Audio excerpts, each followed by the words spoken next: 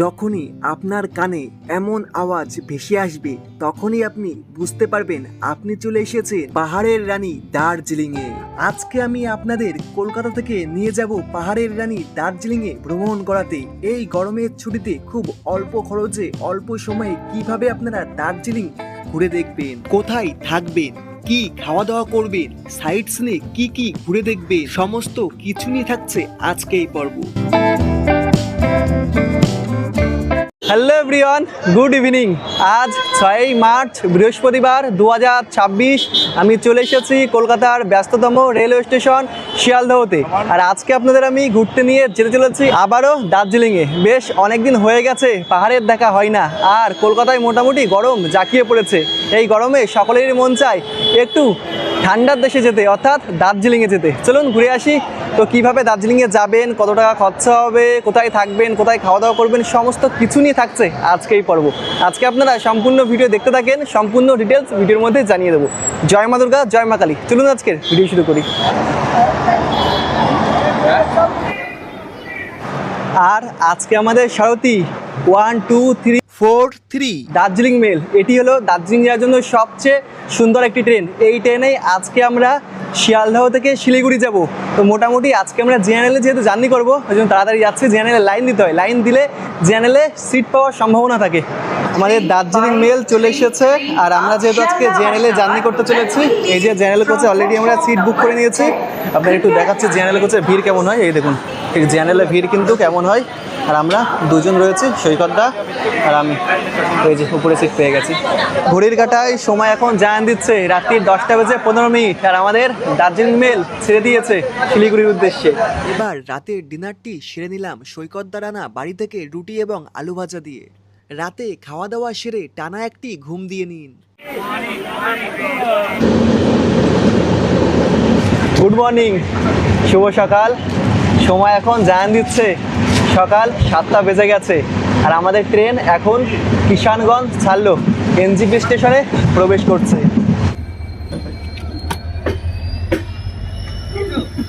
ঘড়ির কাঁটায় সময় এখন জানান দিচ্ছে সকাল 8:09। আমরা এখন এসে পৌঁছেছি এনজিপি স্টেশনে। এবার 1 নম্বর প্ল্যাটফর্ম থেকে আমাদের বেরোতে হবে। বেরোলে প্রথমে চা খেতে হবে, কারণ গলাটা খসখস করছে, অনেকক্ষণ ধরে সকালে চা খাওয়া হয়নি। আর চা খাওয়া দাওয়া করার পর আমরা শেয়ারিং ম্যাজিকে শিলিগুড়ি বাস স্ট্যান্ড যাবো, অর্থাৎ NBSTC bus stand. Bus stand থেকে আমরা সরকারি বাস ধরে যাবো আজকে দার্জিলিংয়ে, সব থেকে সস্তায়। আর এই এনজিপি স্টেশনে আপনারা দেখবেন আপনাদের অনেকেই হাত ধরে টানাটানি করবে, বলবে কিনা 250 টাকায় দার্জিলিং নিয়ে যাব। ওনারা কিন্তু বেশিরভাগ কী করেন, ওনারা বলেন যে 250 টাকায় দার্জিলিং নিয়ে যাব, তবে পরবর্তী দিনে কিন্তু আপনাদের সাইট সিনের ওনাকেই দিয়েই ঘুরতে হবে, অর্থাৎ আপনারা পরবর্তী দিনে যে সাইট সিন ঘুরবেন ওনার মাধ্যমে ঘুরতে হবে, তখন কিন্তু আপনাদের কাছ থেকে অনেক টাকা নিয়ে নেবে। ওই জন্য এই ভুলটি কিন্তু আপনারা মোটেই করতে যাবেন না। আপনারা যদি আগে থেকে গাড়ি বুক করেন এটাই সব থেকে বেস্ট। আর যদি মনে করেন কম খরচে দার্জিলিং ঘুরবেন, তাহলে ভিডিওটা সম্পূর্ণ দেখুন, খুব সহজে আপনি বুঝে যাবেন।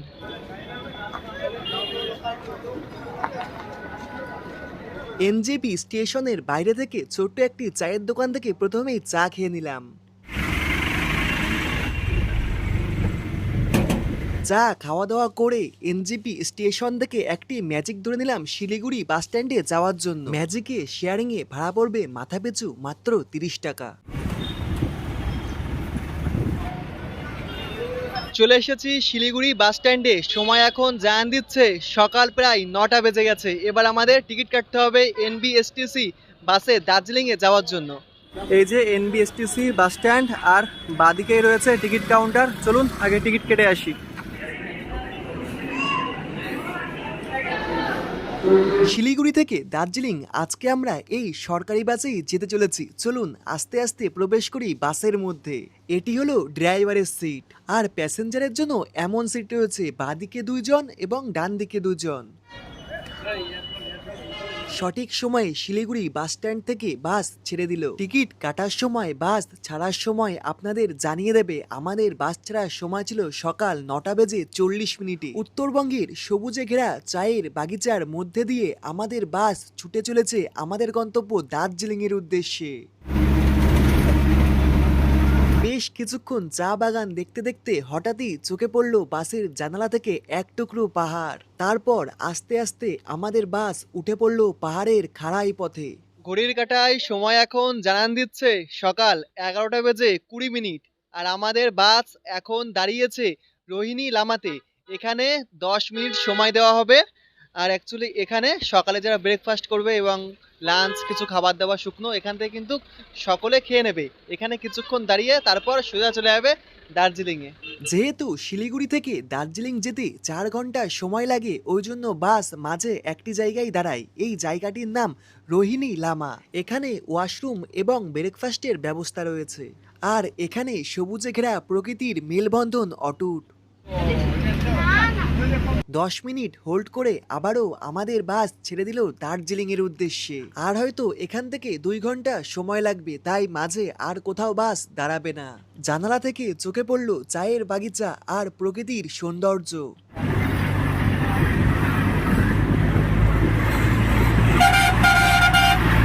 রাস্তার পাশ থেকে বয়ে চলেছে টয় ট্রেন লাইন। ভাবনা আসছে কখন বাঁশি বাজিয়ে টয় ট্রেনের দেখা পাবো। মাঝে মধ্যে আমাদের বাস নেপালি মার্কেটের মধ্যে দিয়ে চলেছে, দেখা যায় নেপালিদের জীবনযাপন। ঘড়ির কাঁটায় সময় এখন জানান দিচ্ছে দুপুর 1:31। আমরা এখন নেমে পড়েছি দার্জিলিং সরকারি বাস স্ট্যান্ডে। ঠান্ডা মোটামুটি বেশ ভালোই পড়েছে, আর জ্যাকেটও পরে নিয়েছি। এবার হোটেল খুঁজতে হবে, কোথায় থাকবেন তাই না? আপনাদের এবার ম্যালের কাছে খুব সুন্দর একটি হোটেলে আমি নিয়ে যাব, যেখানে প্রতিবার এসে আমি থাকি। আমি দার্জিলিংয়ে এসে থাকতে চলেছি হোটেল কুমুদ রেসিডেন্সিতে। এখানে এসে আমি আগেও থেকেছি। চলুন আমাদের রুমটি একটু আপনাদের ঘুরে দেখাই। রুমের মধ্যে রয়েছে কিং সাইজের এমন একটি বেড, ডাবল বালিশ, একটি ব্ল্যাঙ্কেট। জানালার সাইডে এমন একটি সোফা রয়েছে, একটি আলমারি রয়েছে, একটি টেবিল, ইলেকট্রিক কেটল, জলের বোতল এবং ডাবল গ্লাস রয়েছে। খুব সুন্দর একটি এলইডি টিভি রয়েছে, আপনারা চাইলে বসে আইপিএলও দেখতে পারেন। বেশ কয়েকটি লাইট এবং বেশ কয়েকটি চার্জিং পয়েন্ট রয়েছে। আর রুমের সাথেই রয়েছে অ্যাটাচ ওয়াশরুম। ওয়াশরুমে খুব সুন্দর commode, geyser, shower, basin, double বালতি, ট্যাপ, বেশ নিট অ্যান্ড ক্লিন এবং ওয়াইফাইয়েরও ব্যবস্থা রয়েছে। আর সবচেয়ে সুন্দর ব্যাপার, আপনারা বেডের উপর বসেই কাঞ্চনজঙ্ঘা দেখতে পাবেন। এখন ফগি ওয়েদার বলে দেখা যাচ্ছে না। রুমে ব্যাগ রেখে সোজা চলে এসেছি ছাদে। ছাদ থেকে একটু আপনাদের ভিউগুলি আমি দেখাই এই হোটেলের। এখন যেহেতু সম্পূর্ণ দার্জিলিং কুয়াশাচ্ছন্ন, ওই জন্য কিন্তু এখান থেকে আপনি কাঞ্চনজঙ্ঘা দেখতে পাচ্ছেন না এখন। তবে যখন আকাশ পরিষ্কার থাকবে এখান থেকে স্পষ্ট খুব সুন্দর কিন্তু কাঞ্চনজঙ্ঘা আপনি দেখতে পাবেন।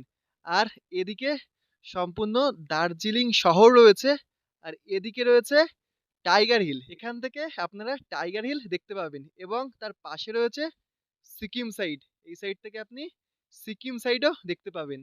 আপনি এই হোটেল কুমুদ রেসিডেন্সিতে যদি আসেন, এই ছাদ থেকে কিন্তু আপনারা 4টে সাইডের ভিউ পেয়ে যাবেন। এক নেপাল সাইড, সিকিম সাইড এবং টাইগার হিল এবং কাঞ্চনজঙ্ঘা।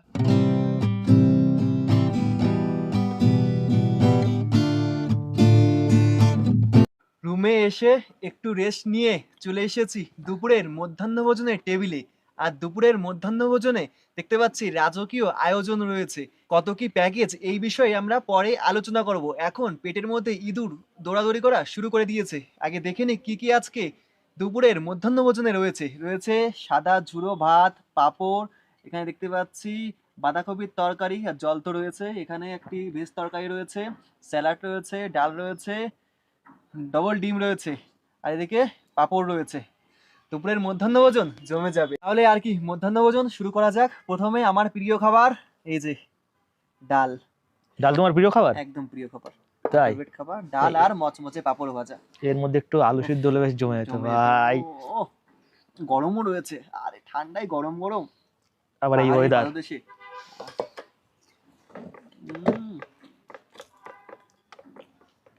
দুপুরের মধ্যাহ্নভোজন সম্পূর্ণ করার পর টানা ঘুম দিয়ে নিয়েছি। এখন পরন্ত বিকাল হয়ে গেছে আর সম্পূর্ণ দার্জিলিং কুয়াশাচ্ছন্ন। পরন্ত বিকালে এবার মল রোড ঘোরাফেরা করব, তার সাথে খাওয়া দাওয়া তো রয়েছেই। গুটি গুটি পায়ে সন্ধ্যাবেলায় হাঁটতে হাঁটতে চললাম দার্জিলিং এর মল রোডের দিকে। দার্জিলিং এ ঠান্ডা মোটামুটি ভালোই পড়েছে। সন্ধ্যাবেলায় দেখতে পাচ্ছি মল রোডে জমজমাটি পরিবেশ। সত্যি রাতের আধারে পাহাড়ের রানী দার্জিলিং মায়াবী রূপ ধারণ করে। বেশ কিছুক্ষণ মলের পাশের মার্কেটও ঘোরাঘুরি করে নিলাম। এবার চলে এলাম দার্জিলিং এর মূল আকর্ষণ হোপের সামনে। দেখতে পাচ্ছি সন্ধ্যাবেলায় সকলে ফটো তুলতেই ব্যস্ত। তারপর হঠাৎই চোখে পড়ল দার্জিলিং এর প্রতিটি দেওয়ালে অঙ্কন করা রয়েছে নেপালি সংস্কৃতি শিল্পকে। সন্ধ্যাবেলায় যেন আলোকিত হয়ে গেছে দার্জিলিং এর সংস্কৃতি এবং শিল্প। বেশ অনেকটা সময়ই ঘোরাঘুরি করলাম, এবার এক কাপ চা খেতে হবে। মেলে সন্ধ্যাবেলায় আপনারা প্রচুর চায়ের দোকান পেয়ে যাবেন। আমরা নিয়ে নিলাম এক কাপ ব্ল্যাক টি। এবার চলে এসেছি মোমোর দোকানে। দার্জিলিংয়ে আসলে মনে হয় মোমো না খেলে দার্জিলিং ভ্রমণ অসম্পূর্ণ থেকে যায়। ওই জন্য নিয়ে নিয়েছি এক প্লেট গরম গরম মোমো। দাম পড়েছে মাত্র 100 টাকা। সন্ধ্যায় মেল রোড ঘোরাঘুরি করার পর চলে এসেছি রুমে। এবার একটু রেস্ট নিয়ে নিই, তারপর দেখা হচ্ছে একেবারে রাতের ডিনারে। রুমে রেস্ট নিচ্ছিলাম, তারপরেই ডিনারের জন্য ডাক পড়লো। সময় এখন জানান দিচ্ছে রাত্রির 10টা বেজে গেছে, আর আমাদের রাতের ডিনার চলে এসেছে। আপনারা চাইলে রুটিও খেতে পারেন, আবার ভাতও খেতে পারেন। আমরা বলেছি ভাত খাবো। আর রাতে আমাদের ডিনারে রয়েছে এখানে প্রথমেই পাঁপড়, সাদা ঝুরো ভাত, এখানে রয়েছে লেবু, ডাল, ভেজ তরকারি আর চিকেন কষা। রাতের ডিনার জমে যাবে। Good morning. আজ আমাদের দার্জিলিং ভ্রমণের দ্বিতীয় দিন। সকাল সকাল ঘুম থেকে উঠে পড়েছি, আর আজকে আপনাদের পায়ে হেঁটে দার্জিলিং এর সমস্ত সাইটস আমি ঘুরতে নিয়ে যাব। আজকেও দেখতে পাচ্ছি সকালবেলা সম্পূর্ণ দার্জিলিং কুয়াশাচ্ছন্ন, তবুও মেঘের কোল থেকে একটু রোদ্দুর হেসেছে। আর গতবার আমি যখন এসেছিলাম এখান থেকে খুব সুন্দর কাঞ্চনজঙ্ঘা এবং এদিকে হলো টাইগার হিল রয়েছে, সিকিম সাইড, নেপাল সাইড খুব সুন্দর কিন্তু দেখা যাচ্ছিল, অর্থাৎ আকাশ কিন্তু খুব পরিষ্কার ছিল। এখন একদম কুয়াশাচ্ছন্ন রয়েছে। সকালের কুয়াশাচ্ছন্ন দার্জিলিং দেখুন, পাখিদের কলরব শোনা যাচ্ছে, আর এদিকে হালকা পাহাড়ের চূড়া দেখা যাচ্ছে, আর এদিকে রয়েছে সূর্যদেব। মেঘের কোল থেকে সূর্যদেব উকি দিচ্ছে, আর এই সাইড থেকে স্পষ্ট কাঞ্চনজঙ্ঘা দেখা যায়। এখন যেহেতু আকাশ ক্লিয়ার নেই ওই জন্য দেখা যাচ্ছে না। আই থিঙ্ক একটু বেলা হলে দেখা যেতেও পারে। সকালে বেরিয়ে পড়েছি প্রথমেই মেল রোডের পেছনে কাঞ্চনজঙ্ঘা ভিউ যাওয়ার জন্য এবং এক কাপ চা খাওয়ার জন্য। তারপর ওখান থেকে আপনাদেরকে ঘুরতে নিয়ে যাব পরবর্তী স্পট।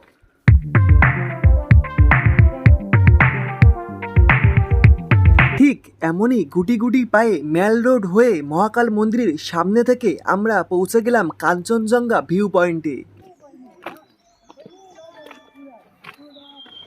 এখানে দেখতে পেয়েছিলাম অনেক দেবদেবতার ফটো। সকালে মন ভরে প্রণাম করে নিলাম ভগবানকে। আমরা বেশ কিছুক্ষণ সকালবেলায় মহাকাল মন্দিরের চারি সাইড থেকেই ঘোরাফেরা করছিলাম। হঠাৎই চোখে পড়লো এখানে জিমের ব্যবস্থা রয়েছে ফ্রিতে। আর কি, আমিও নেপালি স্থানীয় বাসিন্দাদের সাথে কিছুক্ষণ এখানে জিম করে নিলাম। সকালবেলা ভেবেছিলাম কাঞ্চনজঙ্ঘা ভিউ দেখবো, যেহেতু কুয়াশাচ্ছন্ন কাঞ্চনজঙ্ঘা, তেমনভাবে কাঞ্চনজঙ্ঘা ভিউ কিন্তু দেখা যায়নি।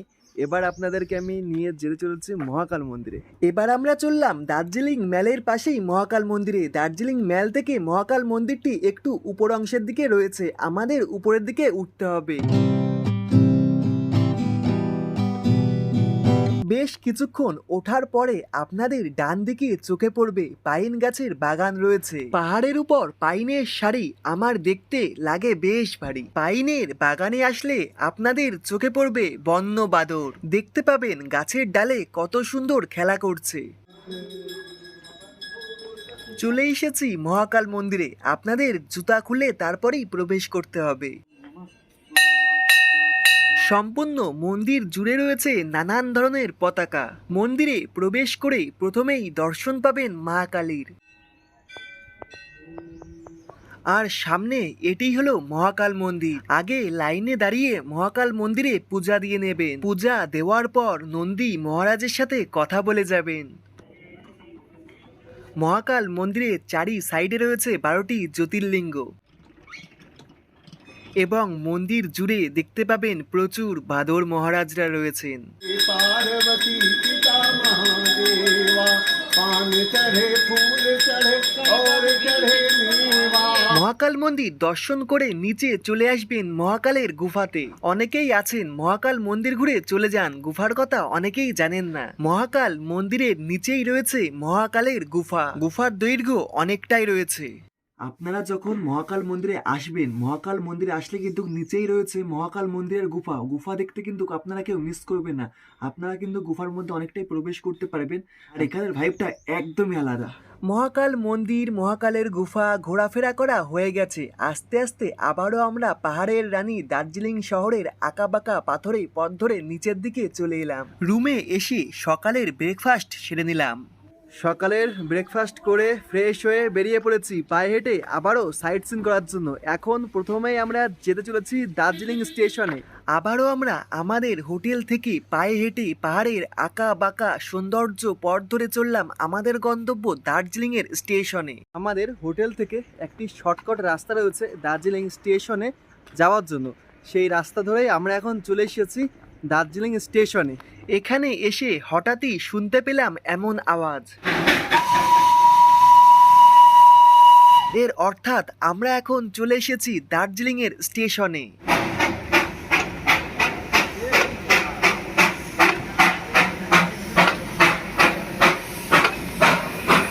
বেশ কিছুক্ষণ দার্জিলিং স্টেশন একটু ঘোরাফেরা করলাম। স্টেশন ঘোরাঘুরি করার পর আমি এখন চলে এসেছি দার্জিলিংয়ের সবচেয়ে বড় বাজার চক বাজারে। এখানে সমস্ত রকমের জিনিসপত্র কিন্তু আপনারা পেয়ে যাবেন। চক বাজার এটি পাহাড়ের রানী দার্জিলিংয়ের সবচেয়ে বৃহত্তম বাজার। এখানে আপনারা দার্জিলিংয়ের সমস্ত কিছুই কিনতে পেয়ে যাবেন। চাইলে আপনারা এখান থেকে কেনাকাটা করে বাড়িতে নিয়ে যেতে পারেন। চক বাজার ঘোরাঘুরি করার পর এবার আমরা যেতে চলেছি দার্জিলিংয়ের হ্যাপি ভ্যালি টি গার্ডেনে। চকবাজার থেকে 20 মিনিট মতো হেঁটে আমরা এখন চলে এসেছি দার্জিলিংয়ের টি গার্ডেনে, অর্থাৎ হ্যাপি ভ্যালি টি গার্ডেনে। টি গার্ডেনে যাওয়ার জন্য আমাদের আবারও নিচের দিকে নামতে হবে। উপর থেকে দেখা সবুজে ঘেরা চায়ের বাগান, এই সৌন্দর্য প্রথমবার দেখে আমি মুগ্ধ হয়ে গেছি। আস্তে আস্তে উপর থেকে গুটি গুটি পায়ে নামতে শুরু করলাম। এবার খুঁজতে চলেছি চায়ের বাগানের গভীরতা। কিছু দূর পায়ে হেঁটে নামার পর এখানে ছোট্ট একটি চায়ের দোকান পেয়ে গেলাম চা বাগানের মধ্যে। নিয়ে নিয়েছি এক কাপ ব্ল্যাক টি, দাম পড়েছে মাত্র 30 টাকা। চা পান করা হয়ে গেছে। এবার গুটি গুটি পায়ে ঘুরে ঘুরে দেখছিলাম চায়ের বাগান, তার সাথে রয়েছে পাইনের শাড়ি। সবুজ প্রকৃতির সৌন্দর্যের চায়ের বাগান এবং পাইনের শাড়ি, তার মধ্যে দিয়ে পথ চলে গেছে সরু আঁকা বাঁকা, দেখতে লাগছে বেশ ভারী। হ্যাঁ, এটাই হলো দার্জিলিং এর হ্যাপি ভ্যালি টি গার্ডেন। আপনারা দার্জিলিং এ আসলে কেউ ঘুরতে কিন্তু এই জায়গাটি মিস করবেন না। আপনারা এই হ্যাপি ভ্যালি থেকে একবার আমাদের পাহাড়ের রানী দার্জিলিংকে দেখবেন, আপনার হৃদয় জুড়িয়ে যাবেই। এই দেখুন, এখান থেকে দেখা যাচ্ছে পাহাড়ের রানী।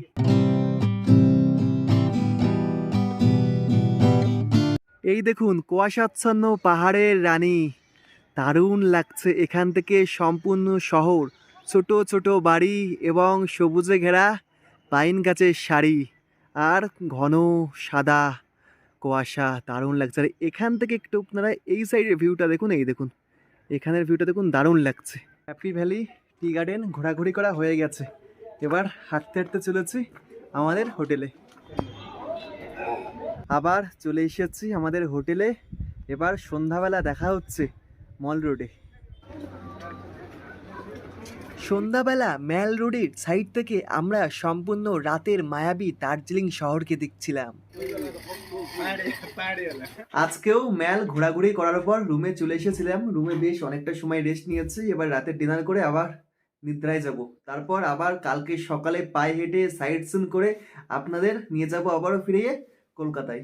আমাদের আজকে রাতে ডিনারে ছিল সাদা ঝুড়ো ভাত, ডাল, আলু ভাজা এবং চিকেন কষা। Good morning. আজ আমাদের দার্জিলিং ভ্রমণের তৃতীয় দিন। আর আজকে আমরা পায়ে হেঁটে প্রথমেই যাব জাপানিজ টেম্পলে, অর্থাৎ আজকে আমরা জাপানি টেম্পল ঘুরে এসে তারপর রুমে এসে সকালে ব্রেকফাস্ট করে বেরিয়ে যাব আবারও কলকাতায়। সকাল সকাল ঘুম থেকে উঠে পড়েছি। আর আজকে দার্জিলিংয়ের ওয়েদারটা একটু ক্লিন আছে বিগত দিন থেকে। চলুন আপনাদের একটু আজকের ভিউটি আমি দেখাচ্ছি।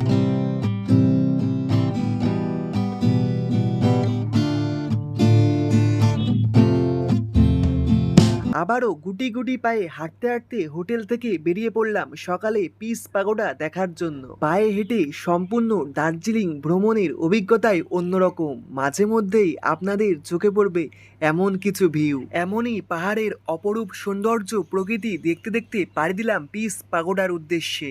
বেশ কিছুক্ষণ পায়ে হেঁটে আসার পর আমাদের চোখে পড়ল পিস পাগোডার মূল gate, Buddhist temple peace pagoda. 20 থেকে 25 মিনিট পায়ে হেঁটে আমরা এখন চলে এসেছি পিস পাগোডার একদম মূল গেটের সামনে।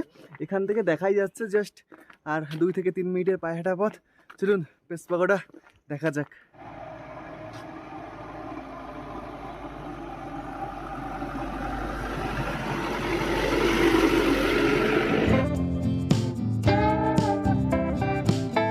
এখন আমরা চলে এসেছি পিস পাগোডার সামনে, যেটি হলো বুদ্ধ টেম্পল। চলুন এবার মন্দিরে প্রবেশ করা যাক। পিস পাগোডা অর্থাৎ এই সাদা বুদ্ধ মন্দির জুড়ে রয়েছে 4টি বুদ্ধদেবের অবতার। আর এখানকার প্রকৃতি এতটাই সুন্দর, আপনি এখানে আসলে মুগ্ধ হবেনই।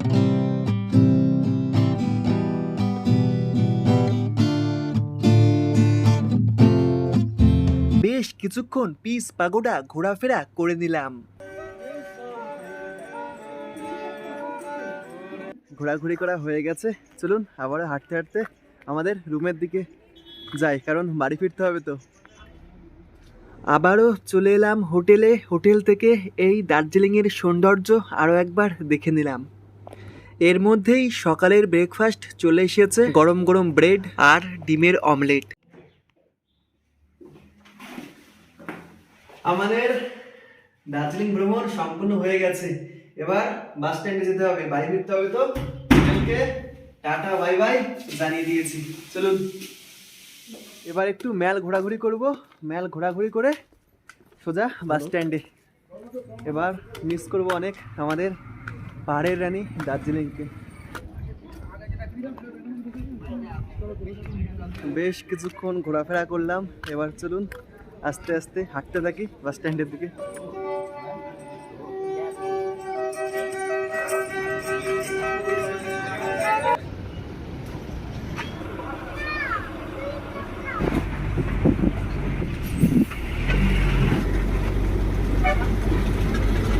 এবার এনজিপি স্টেশন থেকে ট্রেন ধরে আবারও আমরা চলে যাব শিয়ালদহতে।